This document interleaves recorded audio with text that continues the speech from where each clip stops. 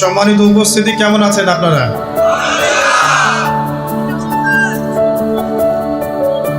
আলহামদুলিল্লাহ আলা কুল্লি হাল ওয়া ফি কুল্লি মাকান। যদিও বা বর্তমান প্রেক্ষাপটে একজন মুসলিম ভালো থাকতে পারে না। বর্তমান প্রেক্ষাপট এতই খারাপ, কিয়ামতের আলামতগুলো এমনভাবে প্রকাশ হয়েছে এখন যে একজন ইমানদার মুসলিমের পক্ষে নিশ্চিন্তে থাকা আর ভালো থাকাটা খুব কষ্টকর। তারপরেও নবী সাল্লাল্লাহু আলাইহি ওয়াসাল্লাম আমাদেরকে দিক নির্দেশনা দিয়েছেন যে যখন ফিতনার যুগ আসবে, ফিতনার যুগ বলতে চতুর্দিক থেকে ফিতনার ফাসাদ। ফিতনা ফাসাদ কেমন? মানে আল্লাহ রাব্বুল আলামিন কোরআনে একটা বিষয় বলছেন, সমাজ তার উল্টা চলছে, এগুলো ফিতনা। নবী সাল্লাল্লাহু আলাইহি ওয়াসাল্লাম হাদিসে একটা বিষয় বলেছেন, সমাজ তার উল্টা চলছে, এর নাম ফিতনা। পরিবারে ফিতনা, ধর্মের মধ্যে ফিতনা, সমাজে ফিতনা, অর্থনীতিতে ফিতনা, এখন সংস্কৃতির মধ্যেও ফিতনা। তো এই ফিতনাময় পরিবেশে নবী সাল্লাল্লাহু আলাইহি ওয়াসাল্লাম বলেছেন যে কেউ যদি ঈমান এবং আমলের উপরে, মানে নবী সাল্লাল্লাহু আলাইহি ওয়াসাল্লামের আদর্শের উপরে সবর করতে পারে, টিকে থাকতে পারে, তার জন্য 50 জন শহীদ সাহাবীর নেকি হবে ইনশাআল্লাহ। ফিতনাময় পরিবেশে যদি সবর করা যায়, হকের উপর অটল থাকার চেষ্টা করা যায়, ইনশাআল্লাহ আপনি 50 জন শহীদ সাহাবীর নেকি পাবেন ইনশাআল্লাহ। তো প্রত্যেকটা ক্ষেত্রেই আপনি ফিতনা পাবেন। পরিবারের দিকে তাকাবেন, দেখবেন পরিবারের বন্ধনগুলো আগের মতো নাই। প্রচুর ডিভোর্স হচ্ছে, স্বামী স্ত্রীর বিচ্ছেদ প্রচুর বেড়ে গেছে। তারপরে সন্তান সন্ততি আমাদের পরিবারে যারা আছে, দেখবেন এরা বেশিরভাগই দুনিয়াদার হয়ে গেছে, দিনের খুব একটা ফিকির নাই। বেশিরভাগ পরিবারের সদস্য দেখবেন নামাজ কালামের এখন ধার ধারছে না। ম্যাক্সিমাম পরিবার থেকে আস্তে আস্তে পর্দাটা কিন্তু শিথিল হয়ে যাচ্ছে। আপনি ব্যক্তি জীবনের দিকে তাকিয়ে দেখেন, গর্বের সাথে আমরা বলি না যে 90% মুসলিমের বাংলাদেশ, দেখবেন মেজরিটি সংখ্যক মুসলিম 5 ওয়াক্ত নামাজ জামাতে পড়ে না। বেশিরভাগ মুসলিম দেখবেন আল কোরআন বিশুদ্ধ করে তেলাওয়াতও করতে পারে না। তো এরপরেও আমরা দাবি করি যে আমরা প্রকৃত মুসলিম, জান্নাত আমাদের জন্য অপেক্ষা করছে। আসলে বাস্তবতা এমন নয়। যারা কোরআন আমরা টুকটাক পড়তে জানি, তাদের মধ্যে কত % কোরআনের অর্থ বোঝে? এই আল্লাহ পাকের কিতাব আমার হাতে আছে, এই কিতাবের অর্থ কতজন বোঝে? এটা একটা চ্যালেঞ্জ। যারা কোরআন পড়তে জানি আমরা, তাদের প্রতি চ্যালেঞ্জ, দেখেন তাদের মধ্যে কত % মানুষ কোরআনের অর্থ বলতে পারবে। আর অর্থটা যে জানা জরুরি, এই বিষয়টাও আমরা এখন জনগণকে বোঝাতে ব্যর্থ হচ্ছি। কোরআনের অর্থটা যে বোঝাটা জরুরি, এটা বোঝাতেও ব্যর্থ হচ্ছি। কারণ আমরা সবাই প্রত্যেক হরফে 10 নেকি পেতে চাই। কোরআন তেলাওয়াত করলে প্রত্যেক হরফে 10 নেকি হবে, এই তো। তো এই কনসেপ্ট যখন আমার মাথায় ঢুকে গেছে, আমি ওখানে নিজেকে থামিয়ে দিয়েছি। অর্থ বুঝে গবেষণা করলে এবং কোরআন কেন্দ্রিক জীবন ব্যবস্থা গড়লে যে আরও বেশি নেকি হয়, এটা আমার মাথায় নাই।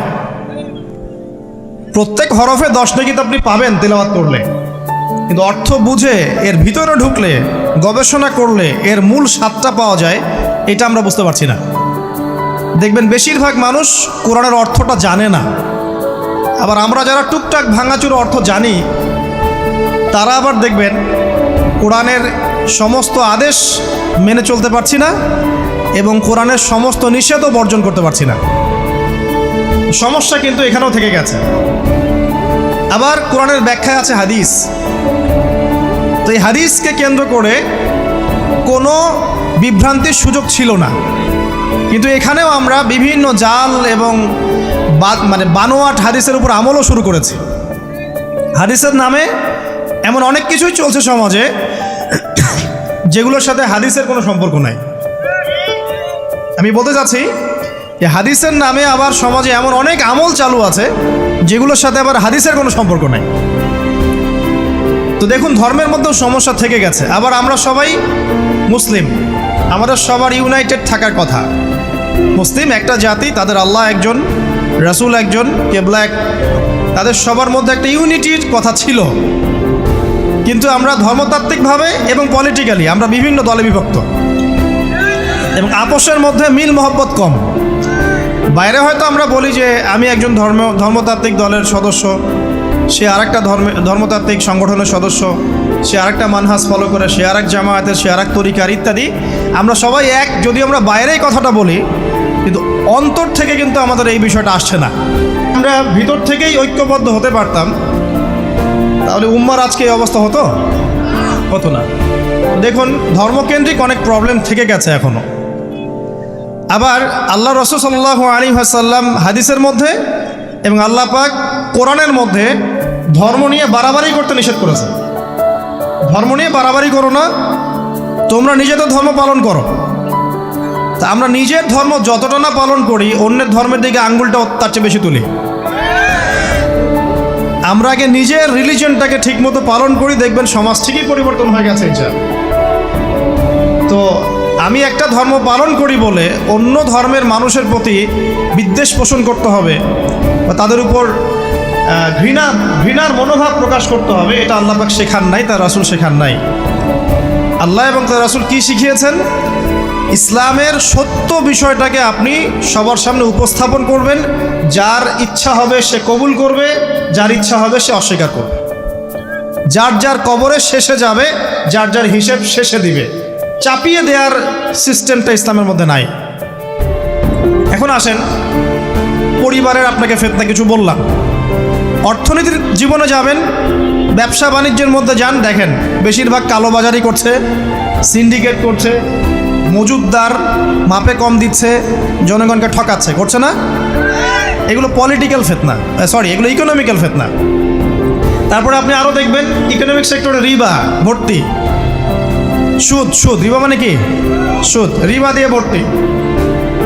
ঘুষ ছাড়া কাজ হচ্ছে না, ঠিক আছে? অন্যের সম্পদ আত্মসাৎ না করলে আমাদের পেটের ভাত হজম হচ্ছে না। তো এই যে দুর্নীতি বলেন, ঘুষ বলেন, রিবা বা সুদ বলেন, হ্যাঁ, তারপরে কালোবাজারি বলেন, কালো টাকা সাদা করার টেন্ডেন্সি বলেন, পাচার বলেন, সবগুলো অর্থনৈতিক ফিতনা। এগুলো হচ্ছে কি? অর্থনৈতিক ফিতনা। এবার দুজন ফেরেশতা মাথার দিক থেকে আসতে চাইবেন, সালাত বলবে এখান দিয়ে আসা যাবে না, এদিক দিয়ে আসা যাবে না। ডান দিক দিয়ে আসতে চাইবেন, এদিক দিয়ে আসা যাবে না। বাম দিক দিয়ে আসতে চাইবেন, যাকাত বলবে এদিক দিয়ে আসা যাবে না। পায়ের দিক দিয়ে আসতে চাইবেন, আমলগুলো বলবে এদিক দিয়ে আসা যাবে না। তখন যাই হোক, তারা আসবেন। এটা কথা কি? এটা কথাটা হচ্ছে যে সলাতের গুরুত্ব, মানে সে সলাত আদায় করেছে, সে আমার হক আদায় করেছে, আমি তার পক্ষে আছি, এটা পক্ষে বোঝাচ্ছে। রোজা বলবে আমি ওর পক্ষে আছি, তাকে আপনি কোনো শাস্তি দিবেন না, আমি তার পক্ষে আছি। আপনারা দুজন তাকে শাস্তি দিবেন না, আমি যাকাত তার পক্ষে আছি, এটা পক্ষে থাকার কথা। তারপরেও তারা আসবেন, চোখগুলো হবে নীল এবং কালো বর্ণ, নীলাপ চোখের কালো। মুনকার নাকি উঠে বসিয়ে দেওয়া হবে। এবার তিনটা প্রশ্ন। প্রথমে প্রশ্ন হচ্ছে কি? মান রব্বুক, তোমার রবকে? তখন মুমিন বান্দা বুক ফুলিয়ে বলবে রব্বি আল্লাহ, আমার রবকে আল্লাহ। পৃথিবীতে যে ব্যক্তি আল্লাহর সাথে শিরিক করে নাই, আল্লাহর তাওহীদের উপর থেকেছে এবং তার উপরে মৃত্যুবরণ করেছে, ইনশাআল্লাহ সে ব্যক্তি এর উত্তর নির্দ্বিধায় দিতে পারবে ইনশাআল্লাহ। আর দুনিয়াতে যে বা যারাই আল্লাহর সাথে শিরিক করবে, আল্লাহর সাথে শিরকের পাপে লিপ্ত হবে, ওই অবস্থায় মারা যাবে, তাওহীদের উপর থাকবে না, কোশ্চিনকালেও মান রব্বুক উত্তর দিতে পারবে না। তারপরে প্রশ্ন হয়ে যাবে মা দিনুক, তোমার দিন কি ছিল? মুমিন বান্দা উত্তর দিবে কি? দিন ইয়ান ইসলাম, আমার দিন ছিল ইসলাম। এখানে শুনে রাখেন, পৃথিবীতে যারা ইসলামকে পরিপূর্ণরূপে পালন করবে তারাই এই উত্তর দিতে পারবে ইনশাআল্লাহ। যারা ইসলামকে ঠাট্টা বিদ্রুপের হাসি তামাশার পাত্র বানিয়েছে, মন চাইলে কিছু করি, মন চাইলে কিছু করি না, সহজগুলো একটু আমল করি, বাকি কিছুর আমল ধারি না, হ্যাঁ, নামাজ পড়ি, সুদ ছাড়তে পারি না, ঠিক আছে, বছর বছর ওমরা করি, এদিকে ঘুষ দুর্নীতি ছাড়তে পারি না, ইসলামকে ঠাট্টা তামাশার পাত্র বানিয়েছে, এরা কোশ্চিনকালে উত্তর দিতে পারবে না মা দিনুক। দিনে পরিপূর্ণরূপে ইসলামে প্রবেশ করতে বলেছেন আল্লাহ রাব্বুল আলামিন। যারা পরিপূর্ণরূপে ইসলামে প্রবেশ করবে এবং ইসলামের প্রতিটা মৌলিক বিধান মেনে চলবে, ইনশাআল্লাহ তারা এর উত্তর দিতে পারবে। এরপরে আসবে তৃতীয় প্রশ্ন। নবী সাল্লাল্লাহু আলাইহি ওয়াসাল্লামকে দেখানো হবে, যখন দেখানো হবে তখন সূর্য যখন ডুবে যায়, যে দৃশ্যটা আমরা দেখতে পারি না, ওই দৃশ্যটা ভেসে উঠবে এবং মুমিন বান্দা অস্থির হয়ে যাবে, বলবে আমাকে ছেড়ে দাও, আমি নামাজ পড়বো। সুবহানাল্লাহ। তার কারণ তার কাছে মনে হবে যে আসরের ওয়াক্ত হয়ে গেছে, আসরের ওয়াক্ত হয়ে গেছে, আসরের ওয়াক্ত চলে যাচ্ছে, আমাকে নামাজ পড়তে হবে। চিন্তা করেছেন? ওই যে একটা হাদিস আছে না, যে 7 শ্রেণীর মানুষকে আল্লাহ রাব্বুল আলামিন আরশের ছায়া ছায়া দিবেন, তার মধ্যে এক শ্রেণীর মানুষকে যার অন্তর মসজিদের সাথে ঝুলে থাকে, তার মন মসজিদের সাথে ঝুলেছিল, এই সূর্য ডুবে গেল বলে আমাকে ছেড়ে দাও, আমি নামাজ পড়তে যাব। তখন ফেরেশতারা বলবেন তোমাকে নামাজ পড়তে দেয়া হবে, তবে তার আগে তুমি এর উত্তর দাও। কি উত্তর? এই ব্যক্তির দিকে তাকাও। তখন নবী সাল্লাল্লাহু আলাইহি ওয়াসাল্লামকে দেখানো হবে, সাল্লাল্লাহু আলাইহি ওয়াসাল্লাম দরুদ পড়বেন, বলা হবে যে এই ব্যক্তির সম্পর্কে তোমার কি ধারণা? মান হাযা রাজুল বুইসা ফীকুম, এই ব্যক্তি কে, যাকে তোমাদের কাছে পাঠানো হয়েছিল? মুমিন ব্যক্তি নির্দ্বিধায় বলে দিবে যে তিনি হচ্ছেন আমার নবী মুহাম্মদুর রাসূলুল্লাহ সাল্লাল্লাহু আলাইহি ওয়াসাল্লাম। দেখুন, পৃথিবীতে যেয়ে বা যারাই নবী সাল্লাল্লাহু আলাইহি ওয়াসাল্লামের সুন্নতের উপর আমল করবে, ইনশাআল্লাহ সে তার উত্তর দিতে পারবে।